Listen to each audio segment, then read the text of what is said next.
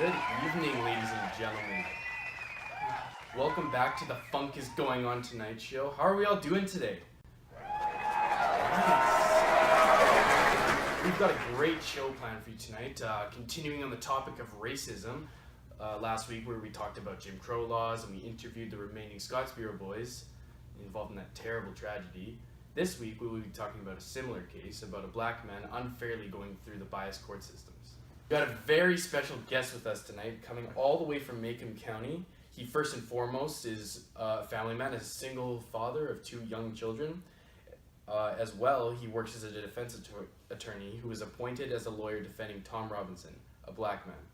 He also is a very strong advocate for unbiased justice systems, racial inequality, and the unity of all Americans. Everyone, please give a nice warm welcome to Atticus Finch.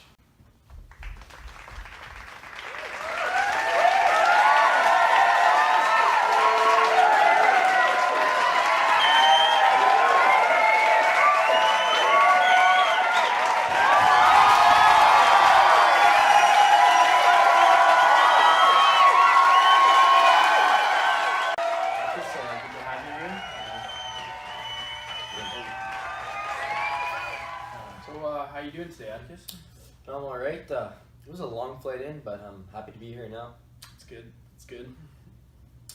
Yeah, it is. So, explain to us the situation here. So as you know, I'm a lawyer in Macomb County, Alabama, and I was appointed by our state judge to defend a black man against the rape accusations by a white woman.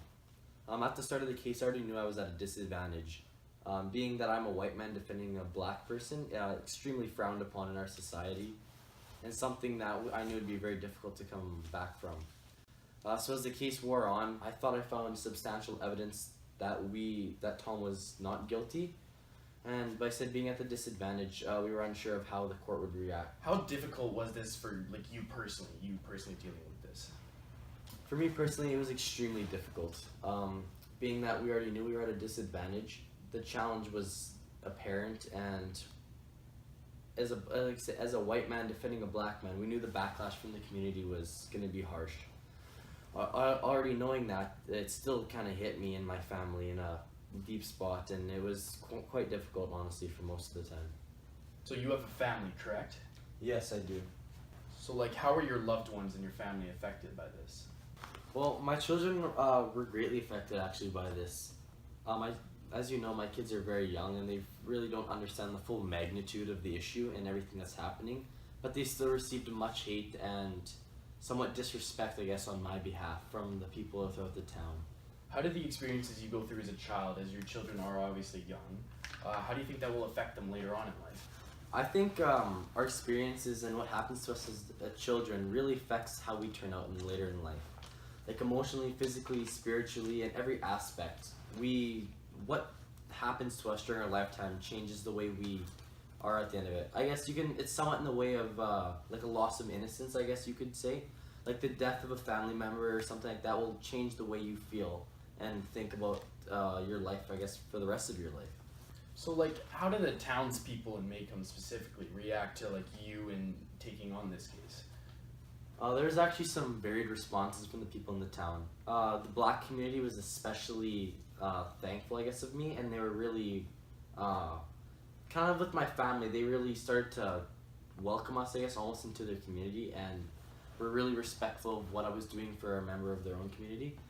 Again, there was other white people in the community who felt the same way and were happy for that a good lawyer like me would be defending Tom. But then much of the town was extremely negative and hateful, I guess, towards us.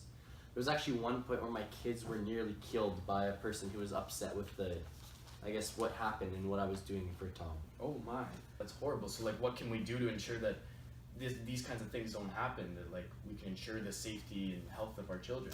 I think there's much that can be done actually to ensure the health and safety of our kids in the community. I think one of the first things that we can do is make sure we are all together and I guess find good relations with each other. If like by understanding like the thoughts and stuff of another person, we really start to really understand what their side of the story.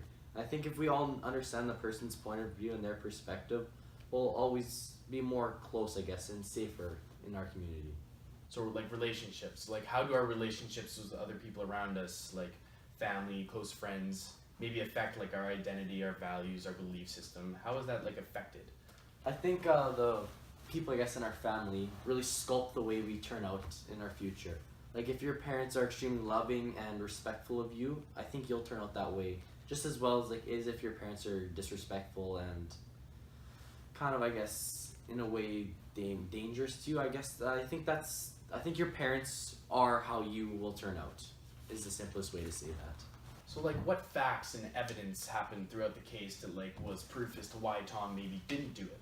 I think I actually found outstanding evidence and facts to prove that Tom did not do it.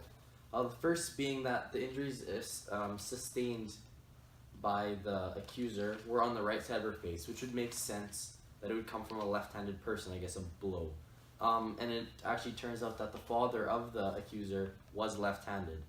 It also doesn't make sense that Tom could have done this because Tom's left arm is weathered and dilapidated from a childhood accident that left his arm almost useless. Another thing that kind of didn't really point to them telling the truth is that both of their stories were different and contradicting. That just proves that one of them or both of them may have been lying about that. And the third point is, it's kind of sketchy to me that when the incident occurred, there was no doctor called. The sheriff report said that the young lady was beaten and raped horribly. So the fact that there was no doctor called kind of makes it a little bit up in the air, I guess. Like if my own children would have been beaten or raped, I think the first thing I would have done was call a medical professional to check and make sure they're okay. Right. But when they don't do that, I don't think that's really something that would happen. How did the jury and the audience and the opposition react to this evidence? In fact, how did they even fight it back? Well, honestly, when I stated my facts and presented them in front of the jury and the audience, I thought the people were starting to understand that my side of the story was correct and that Tom really was innocent. I guess as the case rolled on, the accusers didn't really feel the same way. They obviously wanted to prove that they were correct in their accusations, and the way they defended themselves wasn't really proper, as much of the evidence that they gave to me contradicted previous statements that they made.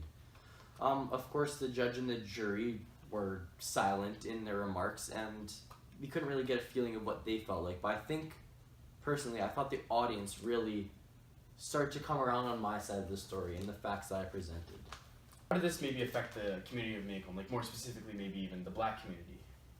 Understandably, the black community was extremely, almost at a loss for words at the result of this. We had such strong evidence that Tom didn't do it, but then it still turned out that they found him guilty, and the black community obviously felt that was wrong, and they were extremely upset with that. The white side of the community really wasn't that affected. The case was probably a big deal for about 3 days after the verdict was reached, and after that, nothing really came of it. Mm-hmm. And so what ended up being the final results of this case?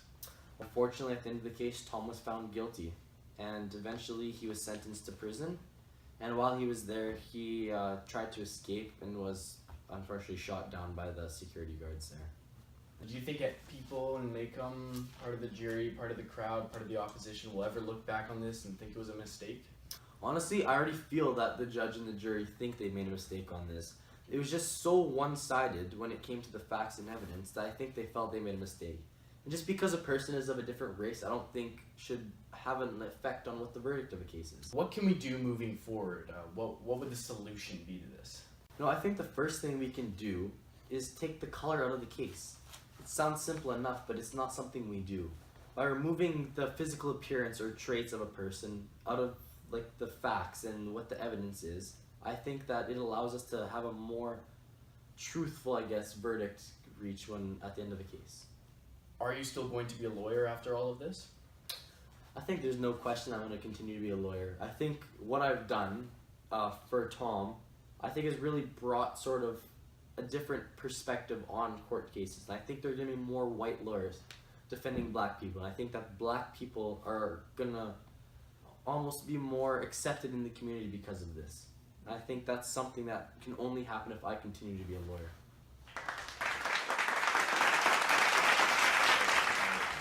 Atticus, Fun? thanks for coming on the show.